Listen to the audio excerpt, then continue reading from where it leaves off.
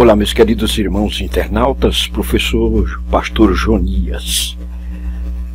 A lição 10, direcionada para o dia 3 de setembro de 2017, o discípulo e o discipulado. Texto áureo: meus filhinhos, por quem de novo sinto as dores de parto, até que Cristo seja formado em vós. Gálatas 4:19. Verdade aplicada: fazer discípulos não é uma tarefa qualquer, mas uma responsabilidade da vida espiritual. Os textos de referência: Mateus 28, de 18 a 20 e Marcos 16, de 15 a 16. Meu querido irmão, após a ressurreição, Jesus deu uma ordem aos seus discípulos: pregar o Evangelho e fazer discípulos de todas as nações. Todo o seu ministério e ensinamentos giram em torno dessa tarefa. Mateus 28, de 18 a 20.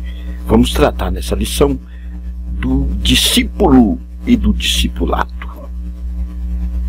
Jesus, exercendo no seu ministério o ensino a todo vapor, em todas as circunstâncias, Jesus trazia ensinamento. Vamos ao ponto 1. Ir e fazer discípulos de todas as nações. A grande comissão não é um chamado para um novo plano de ação, mas o desenvolvimento do próprio método da missão vivida por Jesus aqui na terra. O discipulado cristão é um relacionamento entre mestre e aluno, baseado nos ensinamentos de Cristo e dos apóstolos. Mateus 10 e 25. Ir e fazer discípulos de todas as nações. Ao longo do seu ministério de 3 anos e meio aproximadamente, Jesus foi exímio discipulador. Ele transformou homens indoutos, crus. Por exemplo, pegou 12 homens que precisavam de uma verdadeira lapidação, não tinham especialização em teologia, não conheciam o reino de Deus, e ele transformou estes homens em discípulos e os fez 12 apóstolos. Vamos ao subponto: o que significa se tornar um discípulo? O discípulo deve se parecer com o mestre, de discípulo a discipulador. Vamos ver. O que significa se tornar um discípulo? Todo cristão, por definição, é um discípulo. Todavia, o discipulado não é a simples aceitação dos ensinamentos de Cristo, nem a identificação com uma igreja. Discipulado é uma específica maneira de viver. João 13 e 15. O discípulo é o aluno que aprende as palavras, os atos e estilo de vida de seu mestre, com a finalidade de ensinar a outros. 2 Timóteo 2 e 2. Um discípulo é alguém que se submete voluntariamente ao senhorio de Cristo, desejando converter-se em seu imitador em pensamentos, palavras e obras. 1 Coríntios 11 e 1. Então, o que significa se tornar um discípulo? É se tornar alguém parecido com o seu mestre. É estar debaixo do senhorio do seu senhor ou do seu mestre. Aprender com ele. Ter um estilo peculiar a ele. Isso significa ser ou se tornar um discípulo. O discípulo deve se parecer com o mestre. Eu sou a luz do mundo. Quem me segue não andará em trevas, mas terá a luz da vida. João 8 e 12. Essas são as palavras pelas quais o Senhor Jesus nos exorta a imitar sua vida e suas virtudes.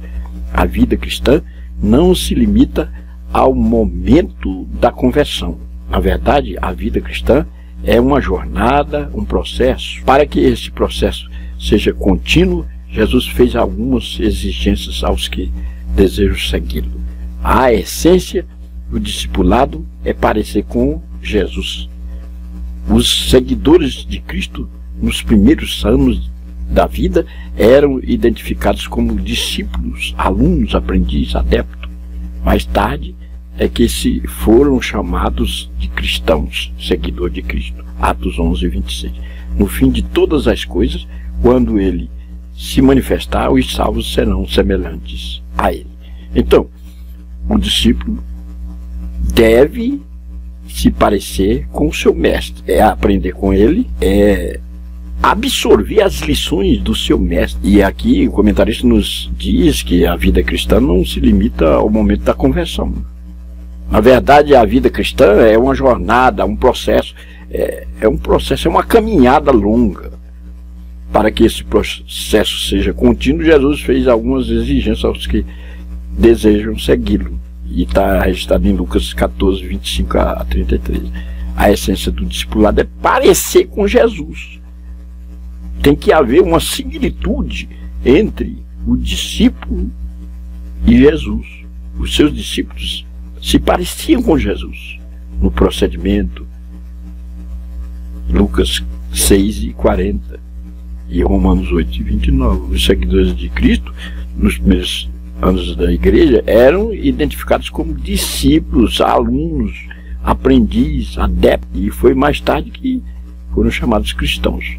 Nós, no entanto, somos discípulos de Cristo e só seremos salvos, perfeitos, quando Ele se manifestar e nos levar para a glória, transformando o nosso corpo num corpo glorioso.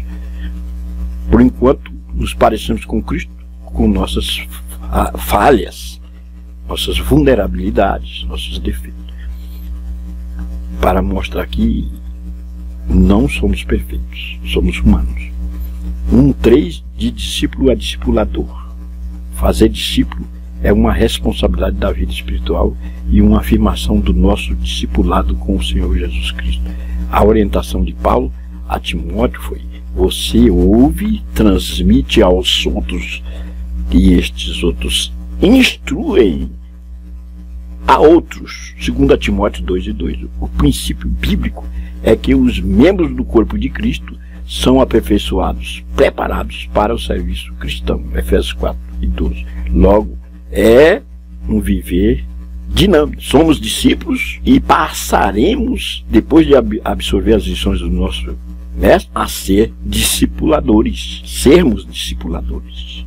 Assim como os discípulos foram verdadeiros discipuladores, que aprenderam com Cristo, passaram a discipular, e estes discípulos da igreja primitiva foram ensinando, discipulando mais, e a lista se tornou onerosa, espessa. Os discípulos de Cristo são numerosos. Hoje, o cristianismo é a maior religião da Terra. Já passou até o islamismo. E Cristo é o número 1 da Terra, porque soube influenciar pessoas. Dos 100 personagens mais alviçareiros que a Terra já conheceu, Cristo, no momento, está sendo número 1. Segunda parte, o valor do ensino da vida de um discípulo. A principal ocupação de Jesus foi o ensino. Mateus 4, 23, 5 e 2, 7, 29, Marcos 4 e 2. Mesmo quando realizava milagres, ele aproveitava para ensinar verdades espirituais. Ele estava preparando e ensinando um grupo para levar adiante a sua obra. Jesus pregava, curava e ensinava, mas a maior parte do seu ministério foi ocupada com o ensino. E aí nós vamos ver o valor do ensino na vida de um discípulo. Vamos aqui aos subpontos: Jesus Cristo e o ensino. Pós-modernidade, um desafio ao ensino bíblico. O conteúdo do ensino.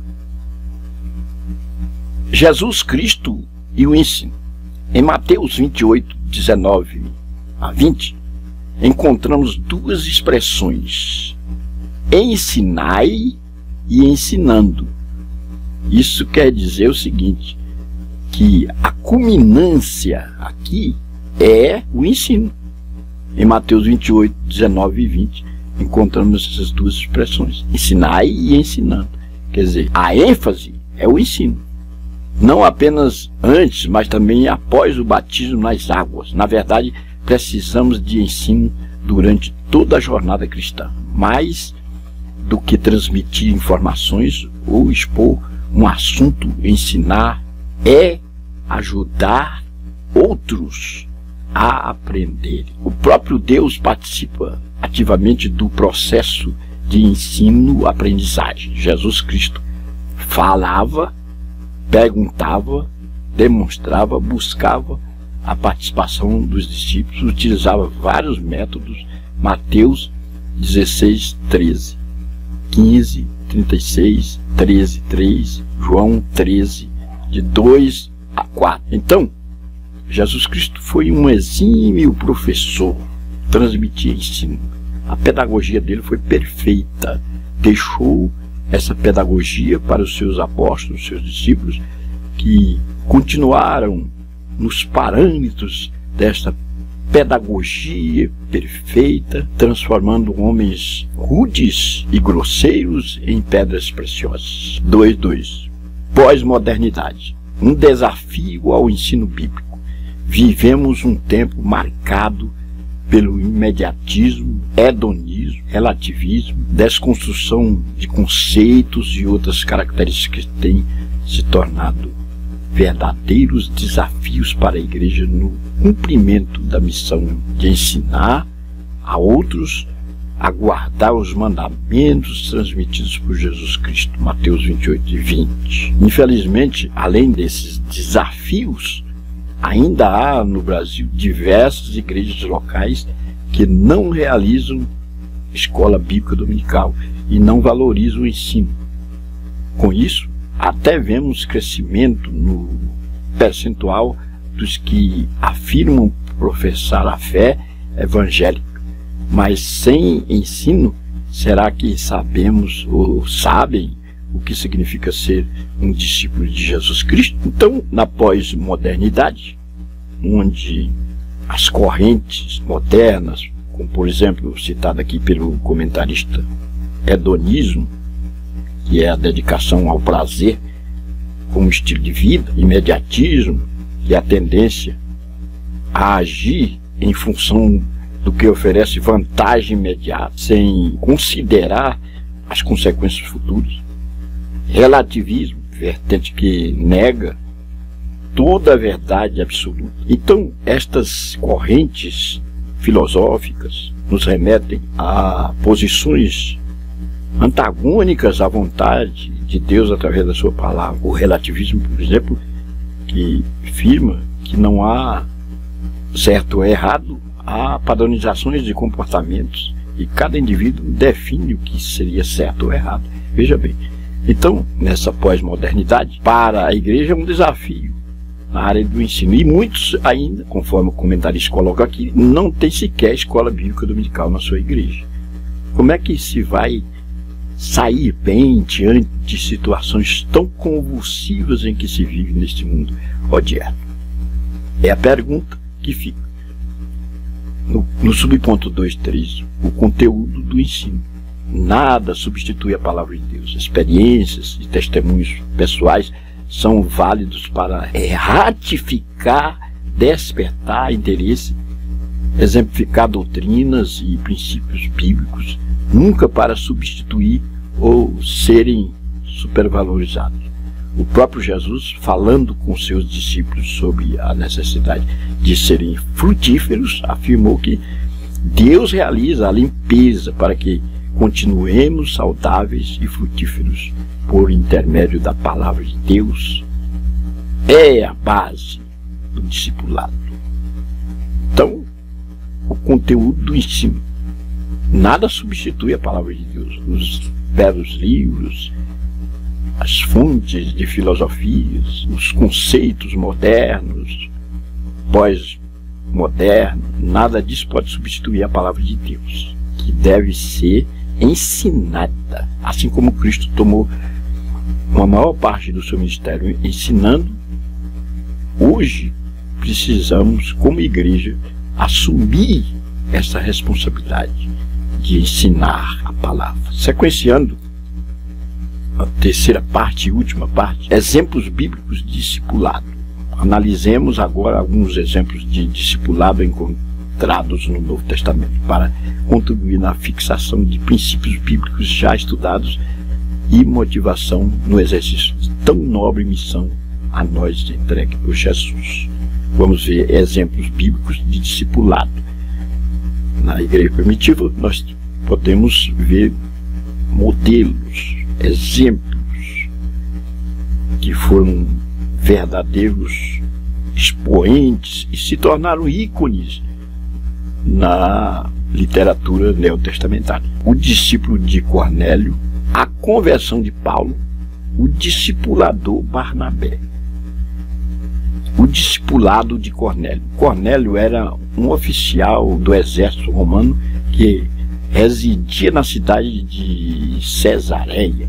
Os judeus davam bom testemunho acerca dele, Atos 10 e 22. Era um homem piedoso e temente a Deus. Fazia esmolas, orava continuamente e jejuava, Atos 10, 2 e 30. Um certo dia, vi um anjo de Deus que lhe diz para chamar Pedro, o qual lhe anunciara palavras de salvação. Cornélio necessitava de salvação, Atos 11 e 14. O anjo não pregou o evangelho para Cornélio, foi Pedro quem anunciou a mensagem de salvação em Jesus Cristo. Cornélio creu ao receber a mensagem do anjo. Ele estava em jejum e oração. Deus se revela aos que o buscam com fé e sinceridade. Há crescimento espiritual na vida dos que têm fome e sede em conhecer a vontade de Deus. Então, um verdadeiro exemplo de discipulado aqui na vida de Cornélio, apesar de ser um homem piedoso que praticava boas obras, precisou ser discipulado, aprender com Cristo através de Pedro, que foi o seu mestre, que deu sequência ao ensino de Jesus Cristo. 3:2, a conversão de Paulo. Atos 9 registra a conversão e o início do discipulado de Paulo. Ele era um homem que respirava ameaças e mortes contra os discípulos do Senhor. Atos 9:1. Sua fama foi longe e muitos discípulos o temiam. Atos 9, 13, 14. Mas para Deus nada é impossível. Ele sabe como alcançar as pessoas. Aqui no capítulo 9 de Atos nós vamos ter a conversão de Paulo, o discipulado de Paulo, que apesar de conhecer a lei, ter um domínio sobre a teologia, precisava de ter um encontro verossímil com Cristo e passar pelas raias do discipulado para aprender, para absorver as lições. No 3:3, o discipulador Barnabé, que é um outro exemplo. Estamos vendo aqui 3 exemplos de discípulos, de discipulado aqui. O discipulador Barnabé pertence ao grupo dos primeiros discípulos após a descida do Espírito Santo. Lucas o apresenta como um exemplo do modo cristão no uso dos bens materiais. Atos 4, 36 a 37. Quando Paulo, recém-convertido, chega a Jerusalém, encontra resistência por parte dos discípulos em recebê-lo, mas lá estava o Filho da Consolação, como assim é chamado, ou traduzido, atento aos novos convertidos. Atos 9, 27. Como a missão do discipulado precisava de discípulos que estejam atentos para consolar, animar e acompanhar outros, principalmente nos tempos modernos que vivemos, tempos da pós-modernidade, em que as correntes doutrinárias, as vertentes filosóficas encaminham para o barato e se distanciam da vontade de Deus.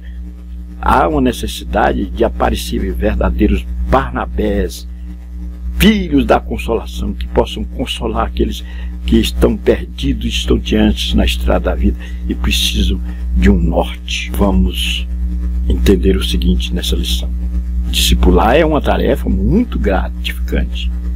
Quando olhamos para uma vida e vemos que aquela pessoa que ajudamos no discipulado se tornou um instrumento para o reino de Deus, somos contagiados por tão grande alegria que isso nos inspira a fazer sempre mais. A responsabilidade pesa sobre os nossos ombros na eternidade de fazermos discípulos das nações, ensinarmos. Nunca houve tanta necessidade de ensinamento como na atualidade. Você, meu internauta, meu irmão em Cristo, que está audível a este vídeo, pode criar um mecanismo para atravessar as fronteiras através da internet, quem sabe, através dos cabos cibernéticos e alcançar as vidas nos confins da Terra. Estou deixando aqui o questionário. Você pode pausar o vídeo e estudá-lo.